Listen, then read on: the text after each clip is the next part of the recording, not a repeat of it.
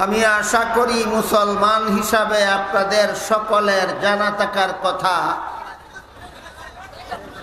যে রাসূল করিম সাল্লাল্লাহু আলাইহি ওয়াসাল্লাম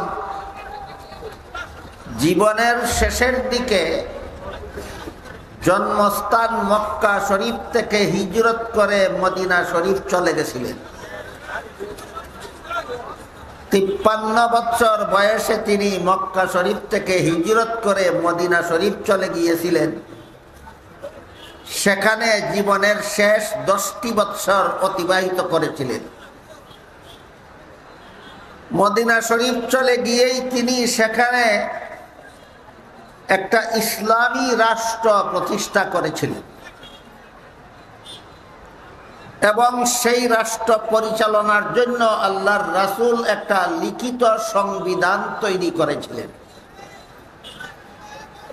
পৃথিবীর ইতিহাসে এই সর্বপ্রথম লিখিত সংবিধানের সন্ধান পাওয়া যায়। এর আগে কোন রাজা বাদশার লিখিত সংবিধান ছিল বলে সন্ধান পাওয়া যায় না। পূর্ববর্তী রাজা বাদশাগণ কতগুলি প্রচলিত প্রথা এবং মুখস্থ কথার ভিত্তিতে দেশ শাসন করতেন। প্রথম ব্যক্তি মুহাম্মদুর রাসূলুল্লাহ সাল্লাল্লাহু আলাইহি ওয়াসাল্লাম, যিনি মদিনায় রাষ্ট্র প্রতিষ্ঠা করে সেই রাষ্ট্র পরিচালনার জন্য লিখিত সংবিধান তৈরি করেছিলেন। ইতিহাসের ভাষায় সেই সংবিধানের নাম ছিল মদিনা সনদ। এই মদিনা সনদের কিছু ধারা উপধারা আমার মনে হয় বর্তমান বাংলাদেশের সংকটময় পরিস্থিতির মোকাবেলার জন্য আমাদের আলোচনায় আনা দরকার, আলোচনা করা দরকার, শোনা দরকার, বোঝা দরকার।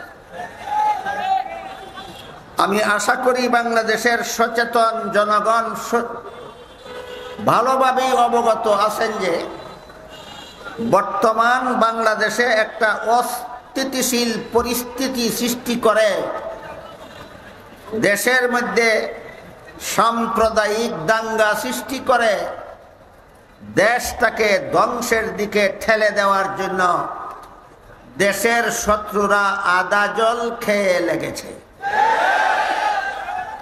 এহেন পরিস্থিতিতে দেশ রক্ষার জন্য সমস্ত দেশবাসীর, সকল দেশপ্রেমিকের জন্য সমস্ত দেশবাসীর একটি প্ল্যাটফর্মে এসে ঐক্যবদ্ধভাবে দেশের শত্রুতামি রুখে দাঁড়াবার দরকার।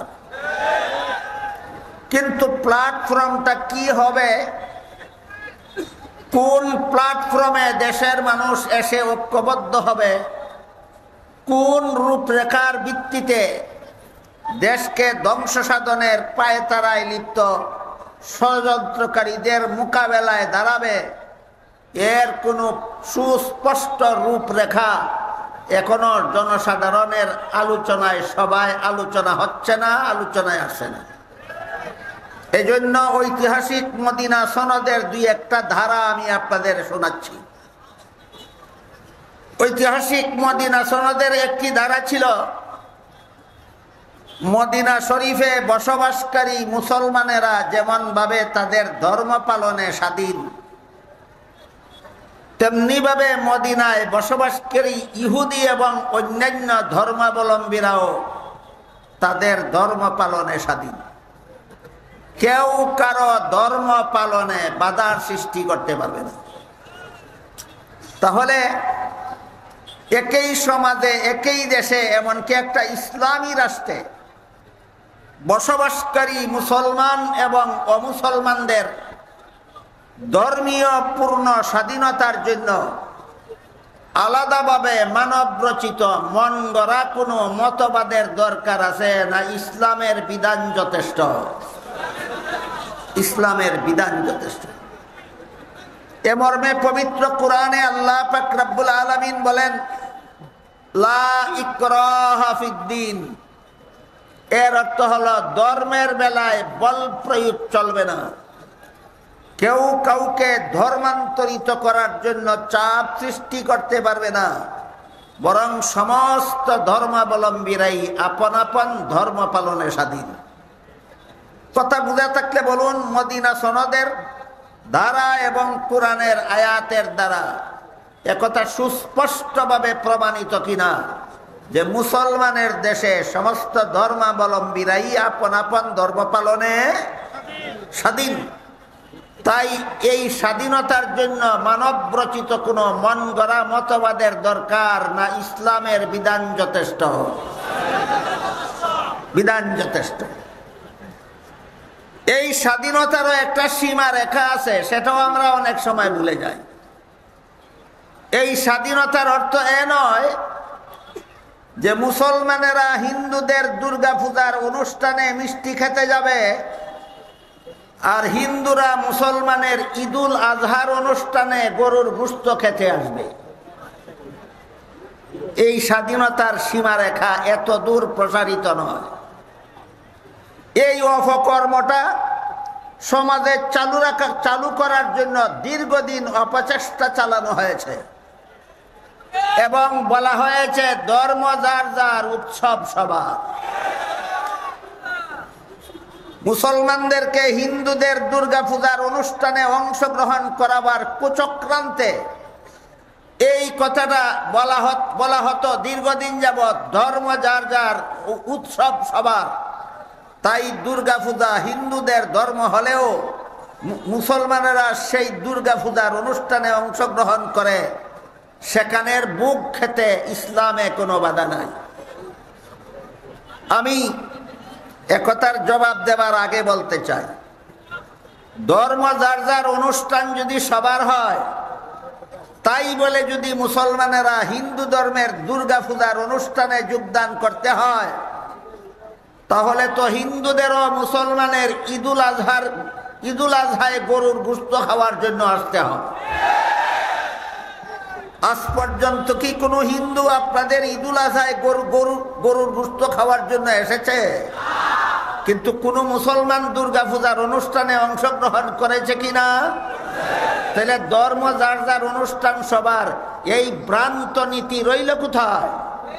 যারা এই সমস্ত ভ্রান্ত নীতি উচ্চারণ করে তারাই এই নীতি লঙ্ঘন করে।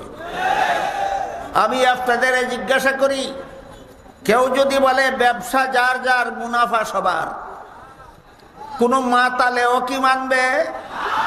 কেউ যদি বলে কৃষিকাজ যার যার, ফসল সবার, মানবে কোনো মাতাল?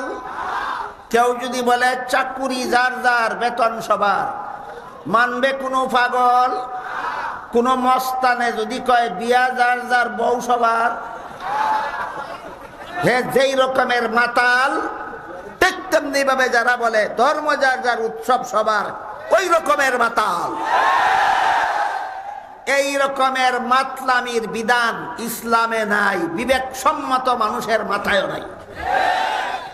কাজেই মদিনা সনদে যে ধর্মীয় স্বাধীনতা দেওয়া হলো, কোরআনে যে ধর্মীয় স্বাধীনতা দেওয়া হলো, এর অর্থটা বুঝাবার জন্য উদাহরণগুলি আবার বলি।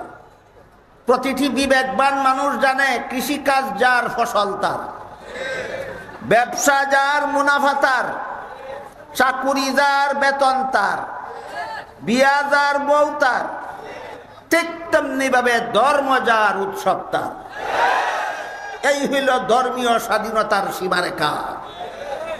ধর্মীয় স্বাধীনতার সীমারেখা হলো সমস্ত ধর্মাবলম্বীরা আপন আপন ধর্ম পালনে স্বাধীন, কিন্তু এক ধর্মাবলম্বী আরেক ধর্মাবলম্বীর ধর্মীয় অনুষ্ঠানে অংশগ্রহণ করা ধর্মীয় স্বাধীনতা নয়, বরং হক বাতিলের সংমিশ্রণে জগা খিচুড়ি পাকাবার শয়তানি চক্রান্ত ছাড়া কিছু নয়।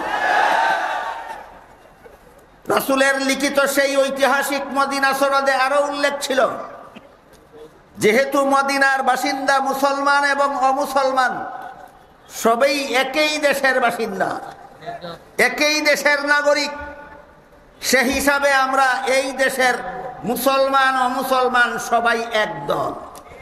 মুসলমান ও মুসলমান সবাই আমরা এক দল। ধর্মের ভিত্তিতে না দেশের ভিত্তিতে? দেশ আমাদের সকলের, আমরা সবাই এই দেশের নাগরিক, সবাই এক দল। তাই মদিনার কোনো মুসলমানের উপর যদি বাইরের কোনো শত্রু হামলা করে, মদিনার ইহুদিয়া মদিনার মুসলমানের পক্ষ হয়ে বাইরের শত্রুর মোকাবেলা করতে হবে। আর যদি বাইরের কোনো শত্রু মদিনার ইহুদিদের উপর হামলা করে, তাহলে মদিনার মুসলমানেরা মদিনার ইহুদিদের পক্ষ হয়ে বাইরের শত্রুর মোকাবেলা করতে হবে। এই হইল রাষ্ট্রীয়ভাবে সমস্ত নাগরিক একদল হওয়ার রূপরেখা। রাষ্ট্রীয়ভাবে সমস্ত নাগরিক একদল হওয়ার এই হলো রূপরেখা। যে এই দেশের কোনো বাসিন্দাদের প্রতি যদি কেউ কোনো শত্রুতামি করে, আক্রমণ করে, হামলা করে, তাহলে তার পক্ষ হয়ে সমস্ত দেশবাসী তার মোকাবেলা করবে।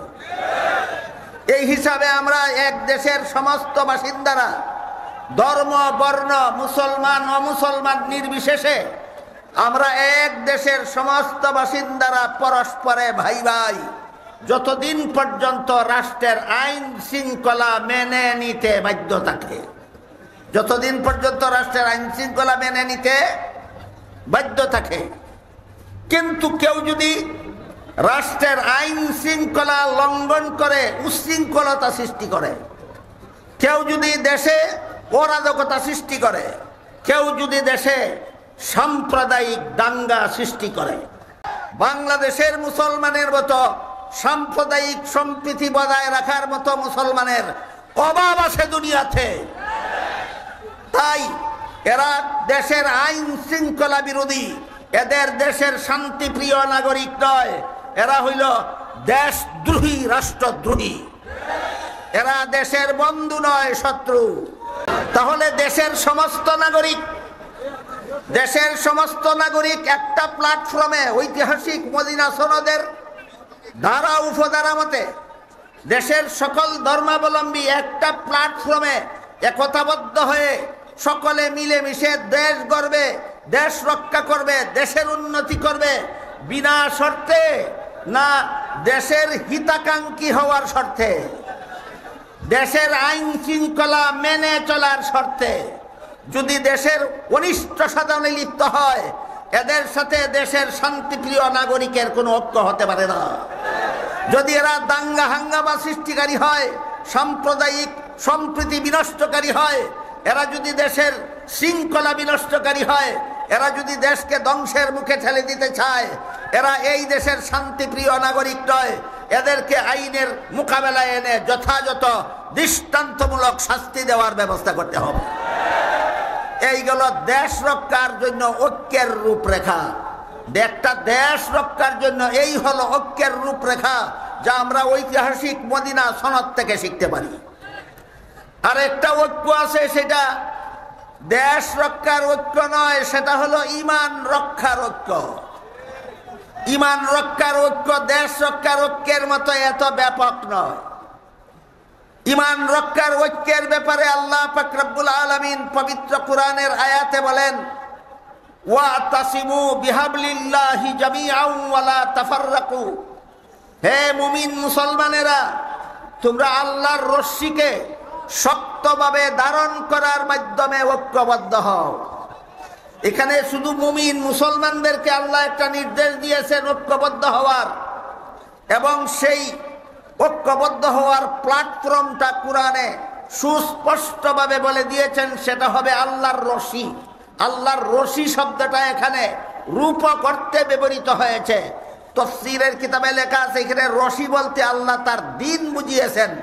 মর্ম হলো, হে মুমিন মুসলমানেরা, ঈমান রক্ষার ঐক্যের প্ল্যাটফর্ম হলো আল্লাহর দ্বীন পালনের মাধ্যমে তোমরা ঐক্যবদ্ধ হও। তাহলে মুমিন মুসলমানেরা ঐক্যবদ্ধ হবে কি পালনের মাধ্যমে? আল্লাহর দ্বীন পালনের মাধ্যমে।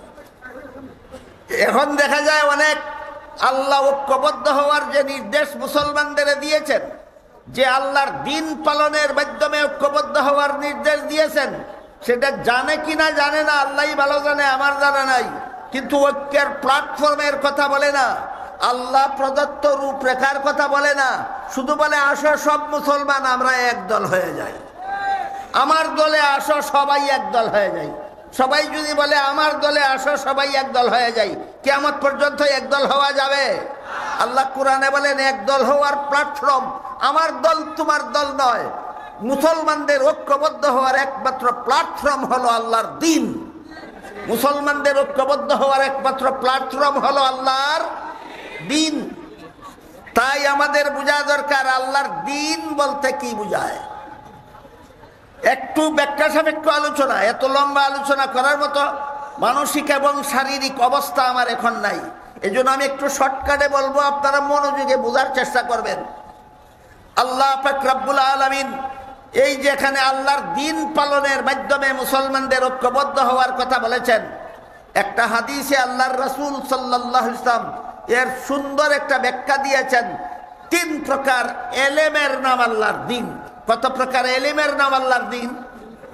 হাদিসটাকে মুহাদ্দিসিনে কেরামের পরিভাষায় হাদিসে জিবরিল বলা হয়। বিস্তারিত ব্যাখ্যা কিতাবাদিতে লেখা আছে। আমি সংক্ষিপ্ত সারমর্মটা বলছি। এই হাদিসে আল্লাহর রাসূল উম্মতকে 3 প্রকার এলেম শিক্ষা দিয়া বলেছেন, এই 3টা এলেম হলো তোমাদের দ্বীন। সুতরাং মুসলমানদের ঐক্যের প্ল্যাটফর্ম হবে এই 3টা এলেম নিজের জীবনে বাস্তবায়ন করার মাধ্যমে ঐক্যবদ্ধ হওয়া। 3 এলেমের প্রথম এলেমটার নাম হলো ইলমে আকাইদ। ইলমে আকাইদ কোন এলেমকে বলা হয়? আমি যদি কিতাবের ভাষায় বলি আপনারা সকালে বুঝবেন না, এই জন্য আমি সকলের বুঝার মতো করে সহজ সরল বাংলায় বলছি। আল্লাহর যে সমস্ত বিধিবিধান শুধুমাত্র অন্তরে বিশ্বাস করতে হয়, শরীরের অঙ্গ প্রত্যঙ্গের দ্বারা পালন করার কিছু নাই, ওই সমস্ত বিধিবিধান জানার নাম ইলমে আকাইদ। যেমন আল্লাহ আছেন, এটা অন্তরের দ্বারা বিশ্বাস করতে হয়। আল্লাহ একজন, এটা অন্তরের দ্বারা বিশ্বাস করতে হয়। আল্লাহ লা শরীক, কথাটা অন্তরের দ্বারা বিশ্বাস করতে হয়। আদম আলাইহিস সালাম প্রথম নবী, এটা অন্তরের দ্বারা বিশ্বাস করতে হয়। মুহাম্মদুর রাসূলুল্লাহ সাল্লাল্লাহু আলাইহি ওয়াসাল্লাম সর্বশেষ নবী, এটা অন্তরের দ্বারা বিশ্বাস করতে হয়। আদম থেকে মুহাম্মদ সাল্লাল্লাহু আলাইহি ওয়াসাল্লাম পর্যন্ত সমস্ত নবী রাসূলগণ আজীবন নিষ্পাপ বেগুনাহ, অন্তরের দ্বারা বিশ্বাস করতে হয়। তেমনি ভাবে আল্লাহর যে সমস্ত বিধিবিধান শুধুমাত্র অন্তরের দ্বারা বিশ্বাস করতে হয়, শরীরের অঙ্গ প্রত্যঙ্গের দ্বারা পালন করার কিছু নাই, সেই সমস্ত বিধিবিধান জানার নাম ইলমে আকাইদ। এ মর্মে আল্লাহ পবিত্র কোরআনের সূরার 13 নম্বর আয়াতে বলেন, আকিমুদ্দিন, তোমরা ইসলামের বিশুদ্ধ মতবাদে অটল থাকো, ইসলামের সহি আকীদায় অটল থাকো। কেন আল্লাহ আয়াত নাযিল করলেন? সূরার 13 নম্বর আয়াতে আল্লাহ মুসলমানদেরকে কিনা মানে না। ইসলামের বিশুদ্ধ মতবাদ, মুহাম্মদুর রাসূলুল্লাহ শেষ নবী, কুরআনে বর্ণিত, হাদিসে বর্ণিত। কাদিয়ানীরা মানে না, কিন্তু নিজেদের দলের নাম দিয়েছে আহমদিয়া মুসলিম জামাত। মুসলিম জামাত অর্থ মুসলমানের দল। মুসলিম জামাত অর্থ মুসলমানের দল। বলুন, কাদিয়ানীরা নিজেদেরকে মুসলমানের দল বলে দাবি করে কিনা? করে। মতবাদটা মুসলমানি না কুফুরি? এই ধরনের বাটপারি ইসলামের নাম নিয়ে করবে না, সাবধান। এই নির্দেশ দিয়াই আল্লাহ সূরার 13 নম্বর আয়াতে বলেন, আকিমুদ্দিন, তোমরা যারা দাবি করো তোমাদের ধর্ম ইসলাম, ইসলামের নামে ভ্রান্ত মতবাদ পোষণ করবে না, ইসলামের বিশুদ্ধ মতবাদে অটল দেখো। আরেকটি উদাহরণ দিচ্ছি। পবিত্র কোরআনের আরেক আয়াতে আল্লাহ পাক রব্বুল আলামিন বলেন, লা ইয়ানালু আহদিজ জালিমিন। এর অর্থ হলো গুনাহগারদেরকে আমি নবী বানাই না। গুনাহগারদেরকে নবী বানাই না। আমি যাদেরকে নবী বানাই তারা জীবনে কোনোদিন গুনাহ করেন না। বলেন, আল্লাহর এই নীতিটা 1-2 জন নবীর বেলায় ব্যতিক্রম না সকল নবীর বেলায় সামগ্রিক? আল্লাহর এই নীতিটা 1-2 জন নবীর বেলায় ব্যতিক্রম নয়, সকল নবীর বেলায় সামগ্রিক। আল্লাহ সমস্ত নবীগণের বেলায় সামগ্রিক মূলনীতির ঘোষণা দিয়ে কোরআনে বলেন, সমস্ত নবী রাসূলগণ হয়ে থাকেন আজীবন নিষ্পাপ। কেমন নিষ্পাপ? আজীবন নিষ্পাপ। এটা ইসলামের বিশুদ্ধ আকীদা, এটা ইসলামের বিশুদ্ধ মতবাদ। কিন্তু বর্তমান মুসলমান সমাজে বেশ কিছু স্বঘোষিত পণ্ডিত আছে, স্বঘোষিত পণ্ডিত। বর্তমান মুসলমান সমাজে এমন কিছু স্বঘোষিত পণ্ডিত আছে যারা নিজেদের পাণ্ডিত্য প্রকাশ করার সৎ উদ্দেশ্যে বিভিন্ন নবীর জীবনের বিভিন্ন ঘটনাকে অপব্যাখ্যা করে নবীগণকে গুনাহগার সাব্যস্ত করে। এই সমস্ত নবীগণের প্রথম পর্যায়ে রয়েছেন হযরত আদম আলাইহিস সালাম। এই সমস্ত ভ্রান্ত মতবাদীরা আদম আলাইহিস সালাম যে জান্নাতে নিষিদ্ধ গাছের ফল খেয়েছিলেন, এই ঘটনার অপব্যাখ্যার মাধ্যমে আদম আলাইহিস সালামকে গুনাহগার সাব্যস্ত করে। আদম আলাইহিস সালাম জান্নাতে নিষিদ্ধ গাছের ফল খেয়েছিলেন, ঘটনা কোরআনেও আছে, হাদিসেও আছে। কিন্তু আদম আলাইহিস সালামের নিষিদ্ধ গাছের ফল খাওয়াকে কেন্দ্র করে তাকে গুনাহগার সাব্যস্ত করা ইসলামী মতবাদ নয়, খ্রিস্টানি মতবাদ। কিভাবে খ্রিস্টানি মতবাদ? এবার সে কথাটা শুনুন। খ্রিস্টানদের লিখিত একটা বইয়ের নাম আছে কোরআনের আলোকে বেহেশতে যাওয়ার পথ। নামটা দেখলে কোনো মুসলমান কল্পনাও করতে পারবে না যে এটা কোনো খ্রিস্টানদের লেখা, অথচ এটা খ্রিস্টানদের লেখা বই। নাম দিয়েছে কোরআনের আলোকে বেহেশতে যাওয়ার পথ। সেই বইয়ে খ্রিস্টানেরা লিখেছে প্রথম মানুষ আদম, প্রথম পাপিষ্ট। কি ছিল আদমের পাপ? বইয়ে লিখেছে নিষিদ্ধ গাছের ফল খাওয়া ছিল আদমের পাপ। তারপরে সেই বইয়ে লেখে এই পাপিষ্ট আদমের বংশে যত নবী জন্মগ্রহণ করেছে সবগুলি নবী জন্মগত পাপিষ্ট। কি ছিল অন্যান্য নবীর পাপ? পাপিষ্ট আদমের বংশে জন্ম হওয়াটাই ছিল অন্যান্য নবীর পাপ। বলেন যে এটা কোনো ধর্মীয় মতবাদ হতে পারে না, গাঁজাখুরি কথা। এমন গাঁজাখুরি কথা বিশ্বাস করে বর্তমান দুনিয়ার খ্রিস্টানেরা, আর গাঁজাখুরি কথাগুলিকে ধর্মের নামে চালিয়ে দেয়। তারপরে তারা ওই বইয়ে লেখে শেষ পর্যন্ত আল্লাহ একজন নবীকে নিষ্পাপ বানাবার জন্য আর পাপিষ্ট আদমের বংশে জন্ম না দিয়ে আল্লাহ নিজের ঔরসে জন্ম দিলেন। তিনি হলেন হযরত ঈসা আলাইহিস সালাম। একমাত্র ঈসা নবী নিষ্পাপ, পাপিষ্ট আদমের বংশে জন্মগ্রহণ না করে আল্লাহর ঔরসে জন্মগ্রহণ করার জন্য। বইয়ের রেফারেন্সগুলি বুঝে থাকলে বলুন।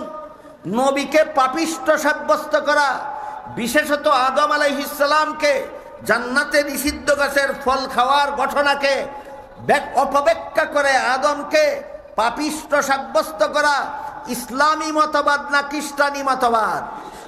সুতরাং মুসলমান সমাজের যারাই কোনো না কোনো নবীকে এইভাবে অপব্যাখ্যার মাধ্যমে গুনাহগার সাব্যস্ত করার অপচেষ্টায় লিপ্ত, এরা বুঝে হোক না বুঝে হোক, জেনে হোক না জেনে হোক, ইচ্ছায় হোক অনিচ্ছায় হোক, এরা মুসলমান সমাজে ইংরেজের দালালি করে যাচ্ছে। তাই আমাদের পরিষ্কারভাবে বুঝে নেওয়া দরকার আদমের জান্নাতে নিষিদ্ধ গাছের ফল খাওয়ার শুদ্ধ ব্যাখ্যাটা কি, যেটা ইসলামী মতবাদ। সেটা মুফাসসিরিনে কেরাম তাফসীরের কিতাবে লিখেছেন। অতীতকালের প্রায় ১৫০০ বছরের ইতিহাসে যত নির্ভরযোগ্য মুফাসসিরিনে কেরাম, যত গ্রহণযোগ্য তাফসীরের কিতাবাদি লিখেছেন, সমস্ত মুফাসসিরিনে কেরাম তাফসীরের কিতাবে আদমের নিষিদ্ধ গাছের ফল খাওয়াকে ব্যাখ্যা করেছেন এভাবে। সেটা হলো মানুষের কোনো কাজের দ্বারা সওয়াব হয় অথবা কোনো কাজের দ্বারা গুনাহ হয়, জান্নাতি জীবনে নয়, দুনিয়ার জীবনে। বুঝে থাকতে বলুন, মানুষের কোনো কাজে সওয়াব হয়, কোনো কাজে গুনাহ হয় কোন জীবনে? দুনিয়ার জীবনে। জান্নাতি জীবনের কোনো কাজে সওয়াব নাই, কোনো কাজে গুনাহ নাই।